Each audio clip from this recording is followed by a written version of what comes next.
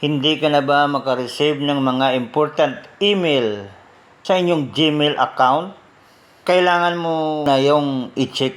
Baka full storage na ang inyong Gmail account. So kung gusto mong malaman, sundan mo lang itong mga gagawin ko. Ang una natin gawin ay i-tap natin ang Play Store. Tapos na-tap natin ang Play Store, tap natin ang search bar, at i-type natin ang dito ngayon ang Google Drive.